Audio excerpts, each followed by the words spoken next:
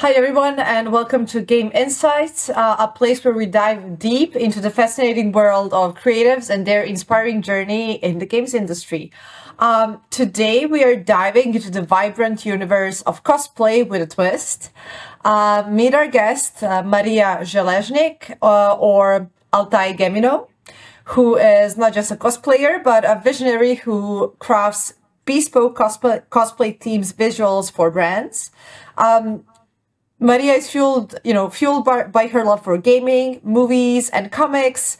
Maria transforms everyday marketing into enthralling narratives, bridging brands with audiences in unforgettable ways. And today's chat promises a fresh take on how passion meets profession. So let's explore. Maria, thank you so much for joining us. And yeah, it's a pleasure to host you here. Yeah, thank you very much for the invitation. I'm, really happy that I can be here and do a little chat with you. Okay, awesome. So let's start with sharing your story. So Maria, what actually inspired you to get into cosplay? Okay, so first of all, the story is quite long and it's made of a few different steps. So, of course, at the very, very beginning, when I was really small, the first step was to be in the preschool, in the competitions of the preschoolers' costumes in the carnival. Because here in Poland, we don't celebrate Halloween. We don't have this tradition here. So this was the only time in the whole year that you actually dress up in something very colorful for your, like the character from the animation that you really like and stuff like that. So this was the first step. But of course, as I grew up, I also discovered games which were really colorful and really, very immersive, that I felt like I'm the character. Actually, I'm the character in the game. I actually played an RPG server of Lineage 2, and I just dive into it really, really deep. And we were just role-playing really long with my friends. And that was such a great experience for me that I can, go from the real life to the game, inside the game, to be immersed. And that was such a great experience that I thought, why to stop here? Why can't I bring the world from the game to the real life? Of course, it's not really possible, but I was searching for the ways how can I do it. And the answer to that question was when I went to a convention. And I saw a person, a girl who were dressed all on white. This was her original character, but she was looking so refreshing to me, so magical. And it was, I have this memory very vivid in my mind. It was like the thing that really changed my view of the world. Because right now what we can do which is acceptable by the society is to dress normally. And every time you want to take like a vibrant color, you are like a magnet for the eyes. And the more weird you dress up, the more eyes are looking at you, and it's not really acceptable by many people. And in Poland, you don't have really the culture of dressing up. So the only thing that you can see people dressed up is in the conventions. So when I see the girl and I saw that she is like so beautiful and I want to be like her. And then on the other side, there was this feeling that why we can't have all those beautiful things that are in game or in games. This merged, and I think that this is how cosplay even was made up, yeah? So, because people really wanted to have all those beautiful things in the real world. So the same goes for me. I also wanted to have those beautiful designs, those beautiful dresses or armors. I just wanted to feel a little bit closer to this fantasy world, that those worlds that are not real. Yeah. Awesome. And actually, what was your first, what was your first cosplay? What was your first take on all of these, beautiful dresses, the costumes, the armory, wigs? Yeah, so definitely the costume that I wore at the beginning of my life in the preschool was Nala from The Lion King, but I couldn't call it cosplay because obviously I didn't know that this is how it's called in the let's say in the community, because I'm not quite sure if there was a community back there. But anyway, the first cosplay that I wore was Rarity from My Little Pony.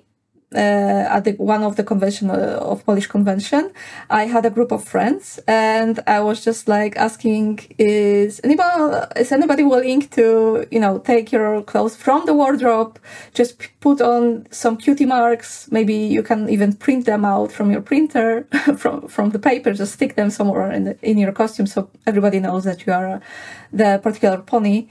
And my friends agreed.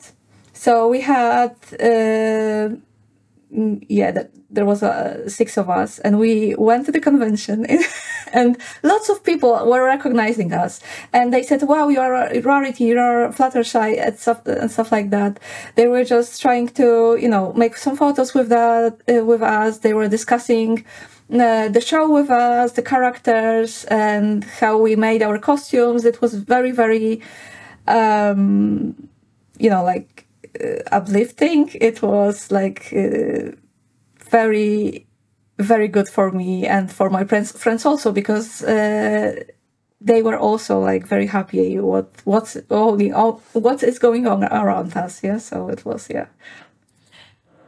So you were lucky to have a close group of friends who shared the same passion as you did, and who were willing to go to a convention with you. But I was wondering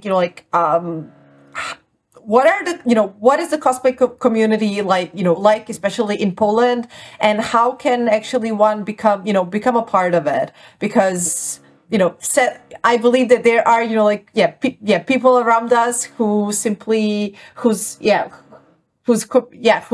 friends maybe are not as passionate about, dressing up as they are. And, how do we help them not feel, alone in their passion?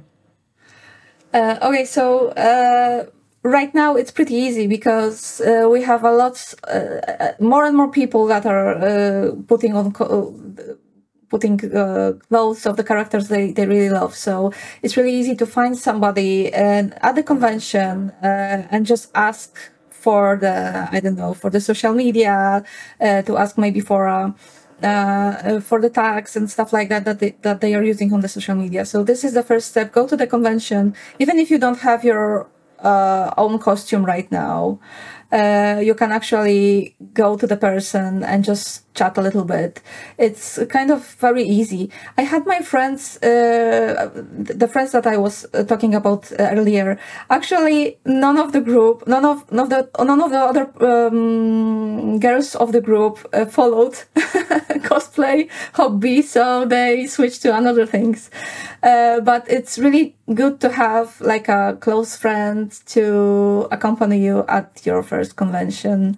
It would be lovely if they dress up with you, like a duo, so you don't feel stressed too much. Even if you are not ready for going to the convention right now, also, for example, on the Facebook, there are lots of groups, of cosplay groups that you, for example, can ask about the advices of making of a costume. Of course, there are lots of YouTube channels that creators and cosplayers are sharing their knowledge, and you can also ask in the comment section about some details. So this also connects with the other cosplayers. So yeah, those two ways are the first two things that came to my mind. How to connect, how to be in the community, in the cosplay community.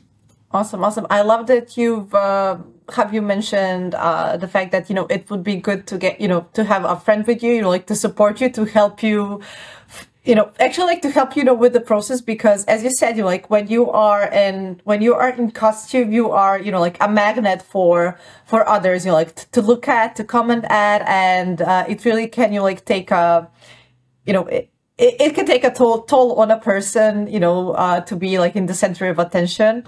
So I actually wanted to ask you this as well, you know, like, can you maybe like share like some other, you know, some other tips about, you know, like how to actually like prepare for, you know, how to properly like prepare for an event or, you know, for a conference, because, you know, as we know, you know, putting it all up takes a lot of time, you know, like often costumes are very, very heavy, very uncomfortable. So throughout the years, what are like the tips and tricks that you have, you know, that you have learned, you know, what have you actually learned that like really works for you, that could be, you know, helpful for other cosplayers? Because, you know, whenever I'm at an event and I see, you know, like cosplayers, you know, dragging their, you know, swords on the floors, dragging their feet like in really big, clunky costumes. I cannot help but wonder, like, how do they eat? How do they drink? You know, like how did they actually like come here, and how did they drag the costume here? So. Yeah. So the first very valuable tip, whenever you have a big costume or it's a smaller one, bring a friend with you.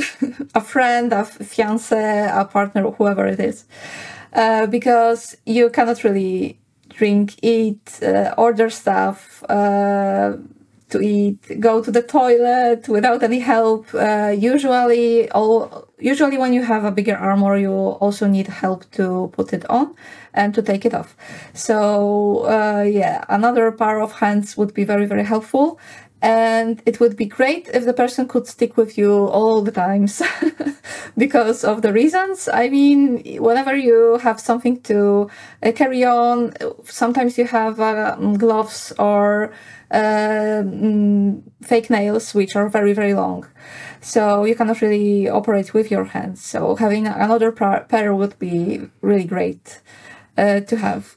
What I usually always say, if the convention or you want to make a photo shoot or whatever in the summer, it's really, really crucial to drink water. Because it's adrenaline, people in costumes forget about that, but your body is body and it's behaving very normally. And if you dehydrate yourself, you just faint. So yeah, eating, but most importantly, drinking water is very crucial thing. Especially if you have a huge armor, which is not breathing. It's not your skin. It's not breathing. So yeah, those two tips. Yeah, I would say that are crucial. the most important stuff. Okay, so it's all about having support and having water. Cool. So Maria, I also wanted to ask you, because you've been cosplaying for quite some time now. So and you mentioned your first cosplay was My Little Pony. You were printing out the stickers yourselves, but now, of course, you are making very, very elaborate, very, very complex costumes. So could you tell us more about, like how your approach to crafting, to crafting the costumes, has evolved over time? Yeah, so at the very beginning, I thought, because I'm an artist, I was making photos, I was drawing, so I considered myself as an artist, and I thought that it's very easy to make a costume, so I don't really need to prepare myself to learn new things, because what's the big deal about using a sewing machine? So I was so wrong. Were you a hot glue person? Oh, so many times Hot I burned glue gun, myself. yeah. Oh, Yeah, I burned myself. So yeah. But at the beginning, I was just like chill. I will. It's so easy. It looks so easy to make. That I will make this also because yeah, I'm an artist and whatever. Yeah, it will take me like 1 month or even 2 weeks, and I will make a full costume. So and it's not so easy. Because when I was preparing costumes, I still want to do I really badly want to do my favorite comic character, which is Rogue from X-Men. And I actually made Rogue from X-Men cosplay once, but I made so many mistakes. I made a photo shoot with so many mistakes that I'm thinking, I know that I will redo the whole costume. And I think that after 10 years of experience, I'm still not ready to make this particular one. Because I'm a little bit afraid because of how the first version turned out. It was not so good that I expected because, yeah, I thought that it's so easy, but it wasn't. So, yeah, I'm still waiting for the perfect timing. But once I had this conversation with a cosplayer who was more experienced than me at the time. And I asked her about doing, I think the character from League of Legends. It was Kylie, but the skin name is I can't remember what was the skin name. But this is the one with mechanical wings, gold wings, gold armor, and violet catsuit. So I really wanted to make this one without knowing how to do the armor. So I went straight to the more experienced cosplayer and said how to do this, and she said maybe this costume is a little bit too much for you. Start for something a little bit smaller with the less amount of armor, just to check how things are working, what tools are necessary for making the stuff. And I thought, how who is she to tell me such things? Because I'm an artist, yeah. So yeah. And I said, I will do as she suggests, and I will do looks from League of Legends, and it will be like perfect, and it will be so awesome. And then I will show her, look, I'm ready for the Kylie. I made looks, and it was. How did that turn out? Let's say that she lacked lots of things. So despite that, the costume was not so good. It taught me a lot of stuff, and basically, maybe the one that is most crucial. That I may be the artist, but I still lack of lots of skills, and I need to develop myself in so many fields to do cosplay. So I started to developing crafting. So my craft skills went very I was leveling up. Let's say training montage should go here. But yeah, I was doing the leather. Armor from the leather crafting. So I never touched crafting from the metal yet. Not yet. But I have some cosplay friends that are willing to show me how to do that. So I have a dream to make a dagger from the real metal with the covered with gold and silver and all the shiny gems. So yeah, everything is before me. I'm looking forward to do that. Okay. And I also wanted to ask you, like, do you ever have like a costume repair emergency kit that you actually take to conventions? Yes, I usually have. I'm very lucky, and cosplayers nowadays are really lucky, because right now in conventions there are some cosplay aid places where you have sewing machine, hot glue guns, and stuff like that, so you can repair even some paint or spray paint. So you can do lots of stuff, even make a costume from scratch actually. So yeah, there are some places, and they are more and more popular, but of course before they were so common, I had a little box where I carried some needles, some threads, hot glue gun, of course, and stuff like that. So yeah, you have to have that, because you never know what happens, and it's good to have in case of emergency. Okay. I really hope that you did not have to like use that kit. That get a lot. So what actually has been, like your, you've already like told us, like, so you have acquired a lot of skills, like sewing, working with different types of material, and what has actually been your, like most ambitious cosplay project up to date? Yeah, so definitely a remnant of the Lich from Guild Wars 2. So this is leather armor. It's quite revealing, but in other hand, it's not so easy to make, even though there is a lot of free skin.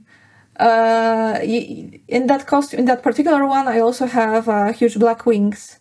So wings and the leather armor were the skill that I tried to master, let's say, making wings and making leather armor, and it turned out really great. Before that, I had before doing the leather armor, I had like a workshop with the leather master of Poland. So yeah, the guy who is having the forum of leather work and stuff like that. So he is very, very experienced. He is also selling stuff for the LARPs. So I had one-on-one workshop with him, which, by the way, I won on the costume competition. And I learned lots of stuff. Then I make a prototype costume, which was actually another one. It was Red Sonja from DC Comics. She has just a little bit of leather, mostly on the boots and mostly on the hips, but and lots of belts. So this was the one that I could actually train a little bit how the leather is functioning in my hands, and what I can make from the leather by myself, not with the supervision of the leather master, let's call him like that. And then I was confident to make a huge version, so the remnant of the Lich from the Guild Wars 2. So yeah, that was quite a journey, because I'm not quite sure how many years from the first workshop to the to the finished product for the finished costume. But hey, right now I know how to do the leather stuff. So yeah, it was worth it. And how much time does it usually take you to craft a costume? Okay, so it depends on the complexity. So my personal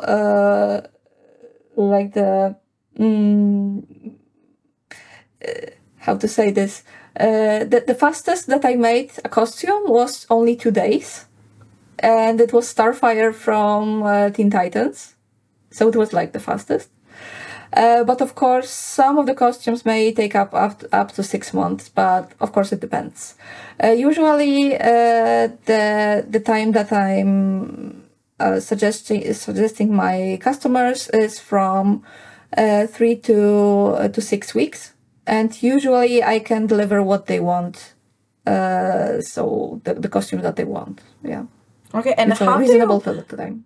Awesome. And how do you actually like choose, like what how do you choose which actually, like character you will, you will be cosplaying? Like do you only, like of course, you probably, pick some of your like favorite characters, but also, do you follow, like what, what's trending, what's popular, like which because as we know, some video games have like a much stronger cosplayer geez, how would I call it, cosplayer culture than others.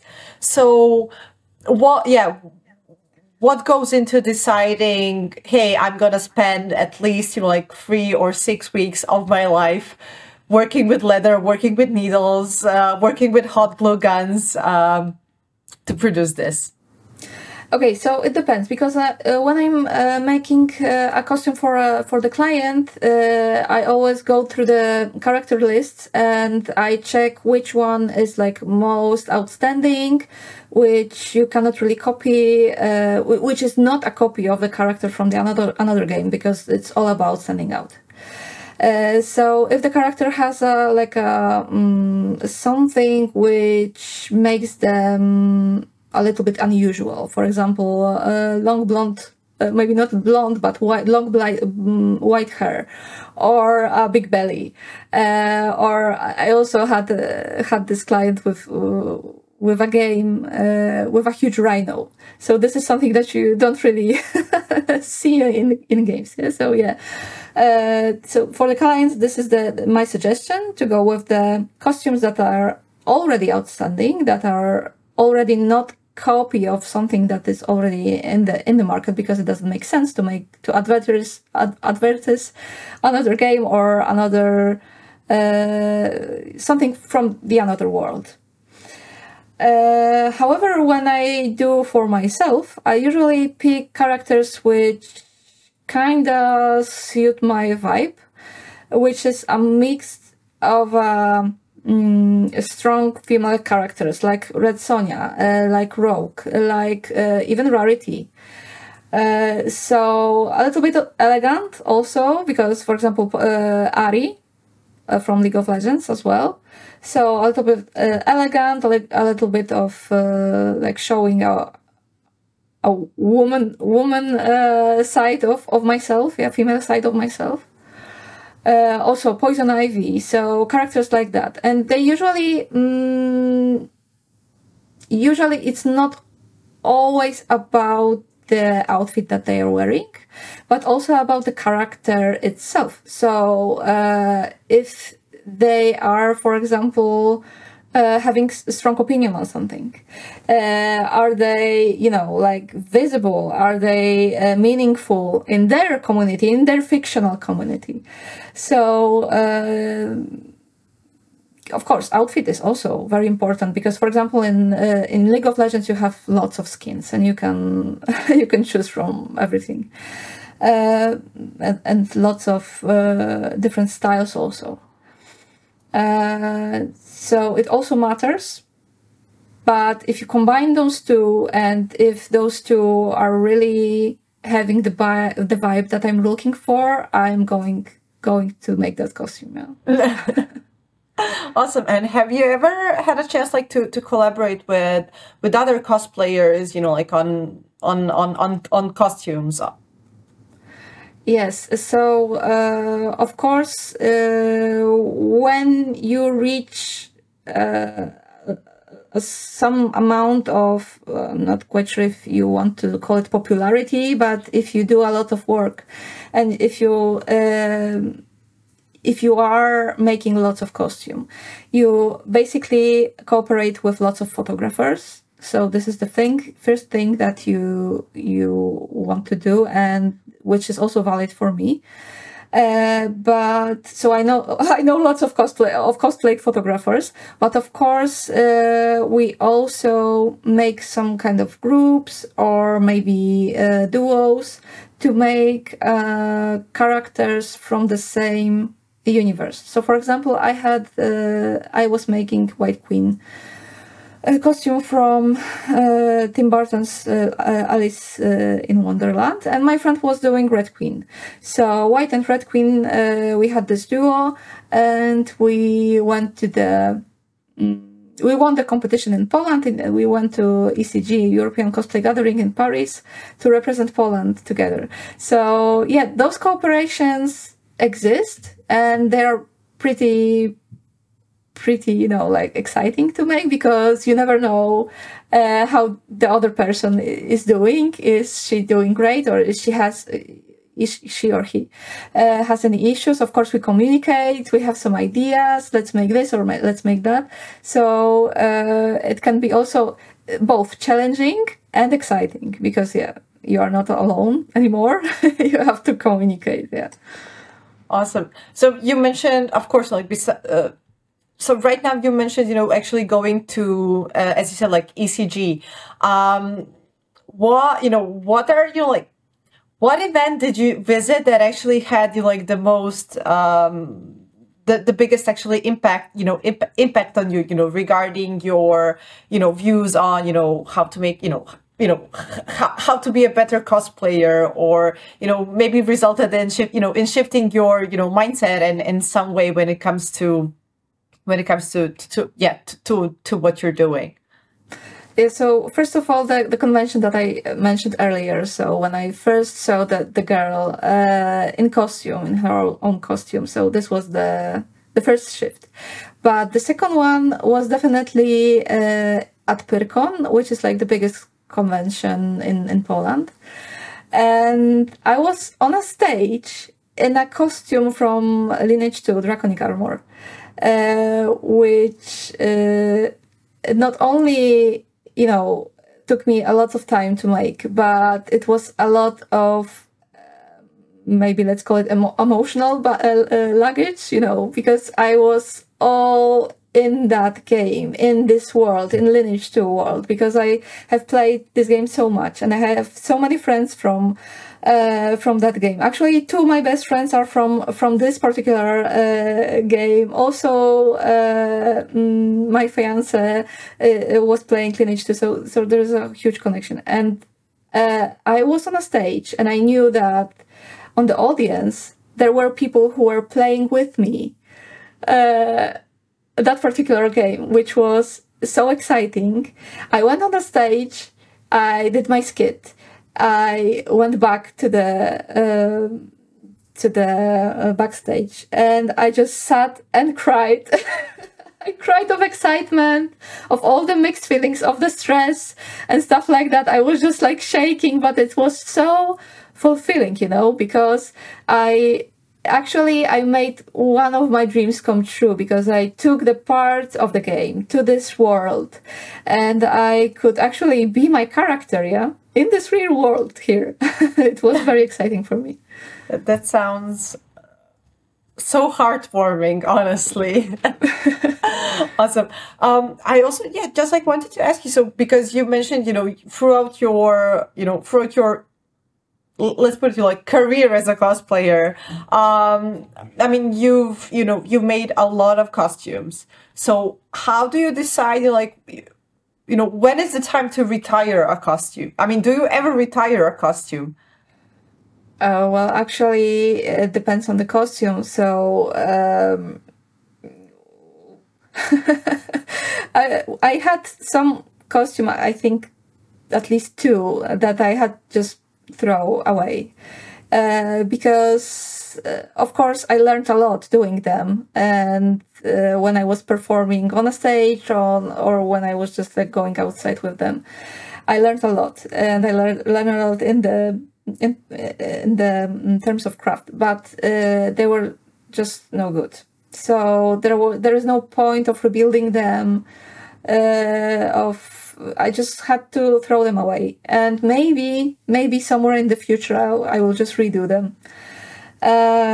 But has it ever happened that you have, you know, maybe like does it ever happen that you maybe like, you know, outgrow a costume, or simply fall out of love with the, you know, with the character itself?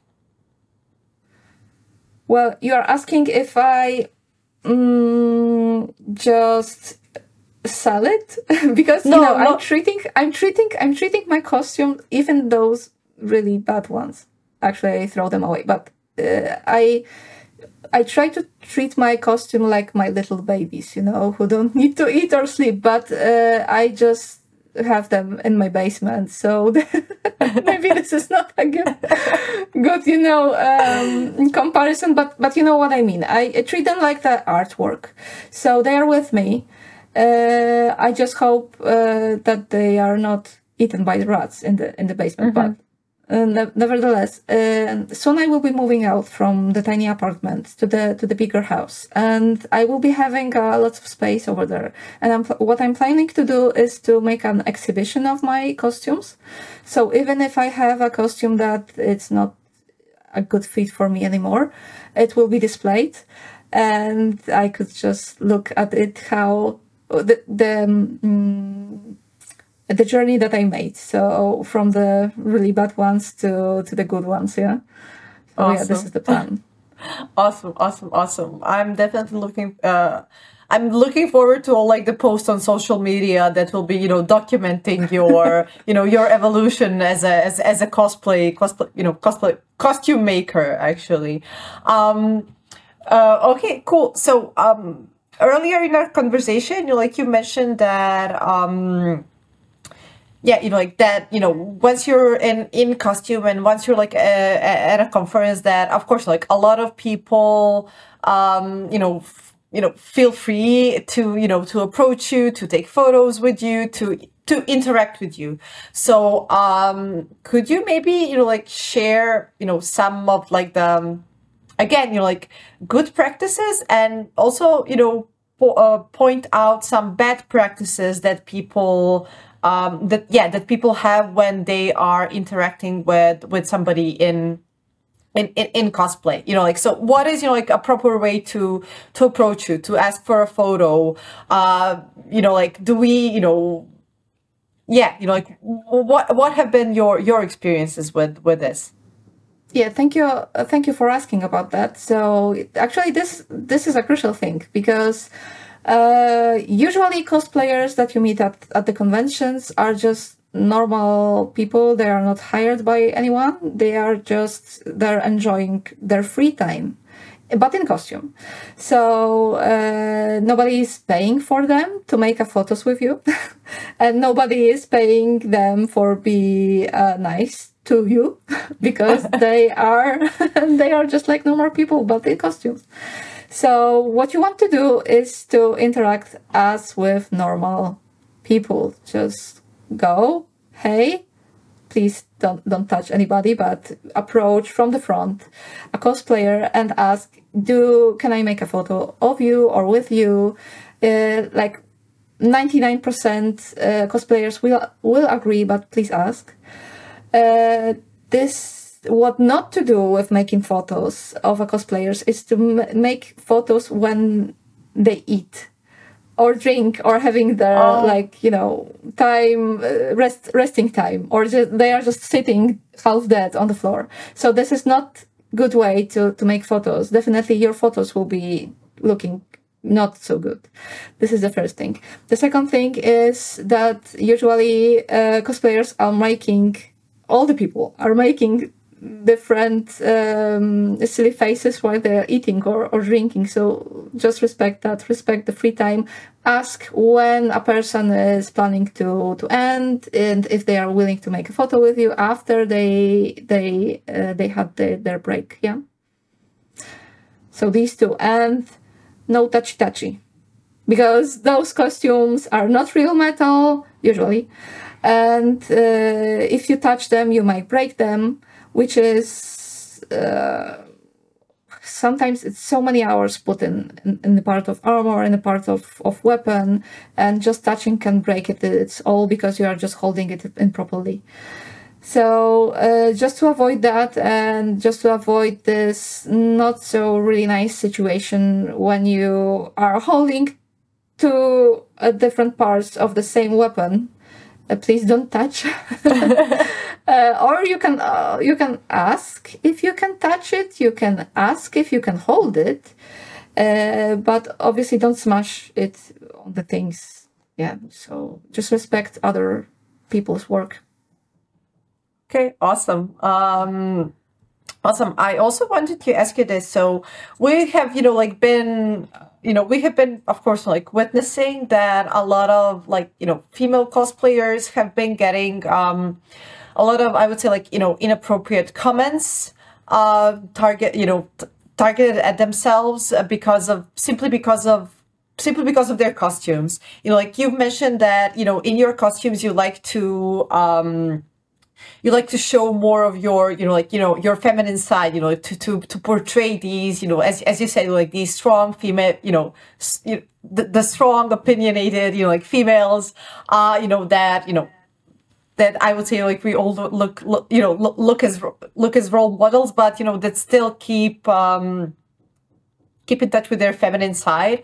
So, and while you were discussing this etiquette of actually behaving, of talking with cosplayers and taking photos with them, you mentioned people expect you to be always nice, people expect you to be always smiling, and you mentioned no touchy. Like I keep thinking about all of those, when people take photos with especially girls, and they have the hovering hand, or sometimes they place they simply touch you without you telling them, without you actually agreeing to that. So I actually was wondering how do you actually deal with with these types of comments, with these types of behaviors, and what are you and your community actually doing to fight this sort of behavior? Okay, so thank you for that question, because it's really relevant one. Actually, it's so relevant that cosplay community made posters and stuff educating people that cosplay is not consent, and this is the theme subject of that. So this is, cosplay is not consent, not only for making inappropriate comments, not only for touching inappropriate places, but in general. So in general, please do not take photos, because the cosplay is not consent also for photos. Cosplay is not consent for touching your things. You have to remember that all the convention stuff in Poland, probably also places also, but in Poland too, developed from the small communities, from the small groups of people that were knowing each other, and it started to grow and grow. And right now you don't know all the people that are attending Gamescom, obviously, because there are so many of them. But back in the days, it was normal that you come to the convention, everybody, you make free hugs, and it's just so cozy, and it's so cute that you know each other, and you have the trust, and stuff like that. But since it developed and we don't really know each other, we should treat each other as the people on the street. So you don't go to the people on the street. You don't make the photos from the hiding or whatever. It's not the best thing to do. And also, obviously, you don't go on the street and you don't grab people's buttocks or whatever. Yeah, so because it's not okay to do. So yeah, we have this. This is a pretty long list, but the theme subject is cosplay is not consent, and I think that it covers pretty everything. What not to do with a cosplayer. Yeah, just treat other people like decent humans, and it will be all good. Okay, thanks for sharing that. So let's talk a bit about cosplay as a business, because you actually managed to turn your passion for cosplay into a successful business. So could you tell us I mean, at what point actually did you realize, hey, I can, like I can make a living out of this? Like I am making something great that can be turned into a service. Yeah, so at one point, of course, maybe not every cosplayer, but lots of cosplayers are going into social media. Right now, it's mostly Instagram and TikTok, but back then it was Facebook for me. And I was really enjoying looking at the like count, that it's growing and growing. But in the end, it doesn't really lead to anything for me. It was just like only numbers. That was kind of depressing at some point. But what I observed is that people actually coming to me to look at my content, that my content with the photos, with the characters is very catchy for them. That they are themselves looking for not only my photos, but also for my colleagues. And it was just like maybe at the beginning, let's say the end of the last year and the beginning this year, it was like a switch in my brain. Like, if the people are coming to me to check my content, why cannot sell the reach? I could actually go and say, look, people, I have this beautiful game with the beautiful characters that I'm dressed for, and go play that game because it's awesome. And it's not only about my my community that I created through the years. So not only my fans, but I also made like a pilot campaign for the plushie creator. I was dressed as My Little Pony character, another one, and I was just advertising her plushies. And what I did with all the stuff that I learned in social media, I made a campaign which resulted in increasing going to her the number of visits in her store by 5 times. So it's like, it was just like a green light for me.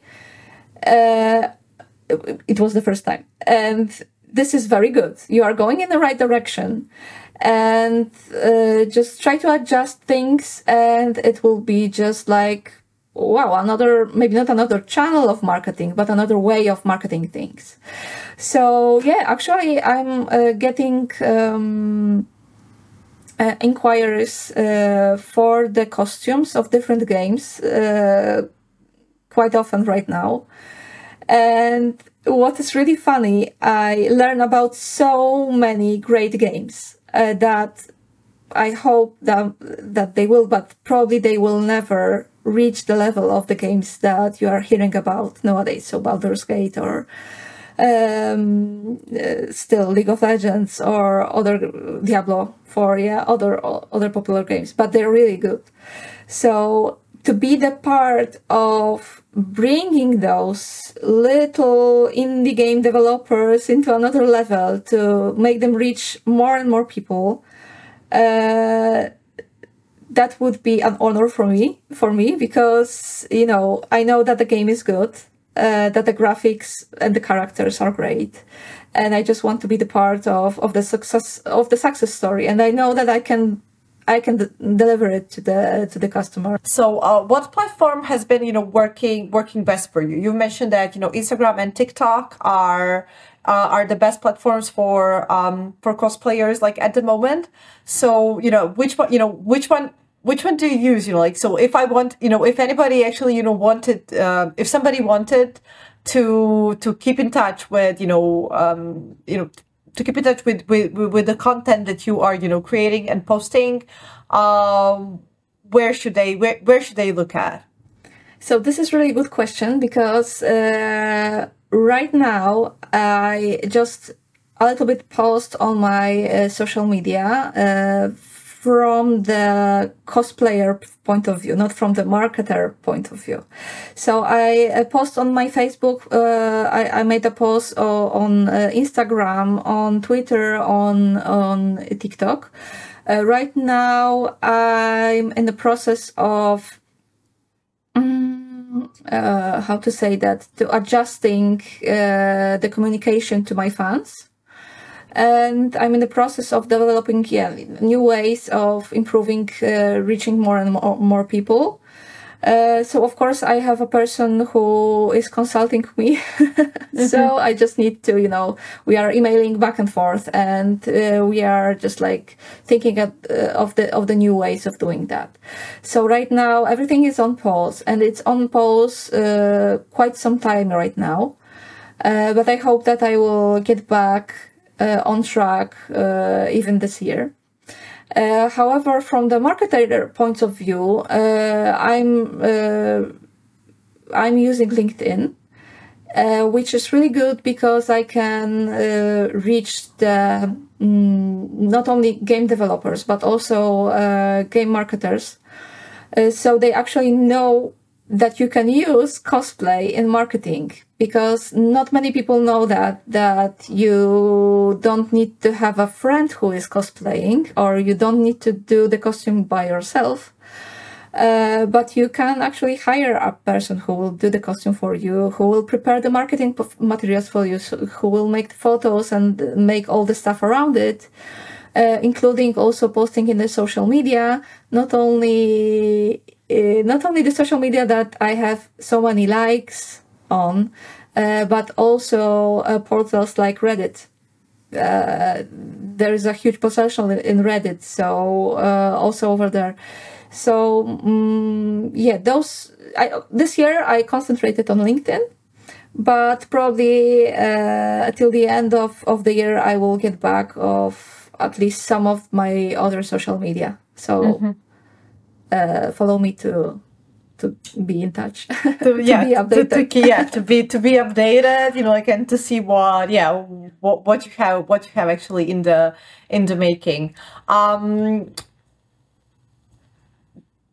I also, for the actually end of our conversation, I wanted to ask you, what is the most rewarding part of, running a business which is centered around your passion? It's on the one hand it's rewarding, and on the other hand it's not so good. So you actually have to make the costumes all the time, and maybe not the costumes that you really want to do, or because for example there is no interest in the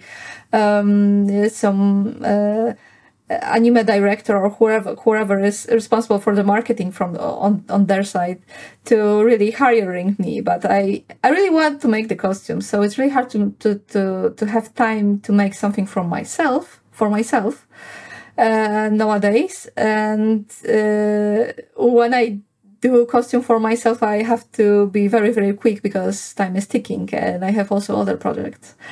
And also, when I'm doing the costume for the client, I have to think about the purpose of the whole thing. Because, for example, when I had this helmet over here, it is a helmet of a robot. So usually I would make a whole robot costume, but client wanted only smart parts because he had a little budget, and he wanted to make it as effective as possible.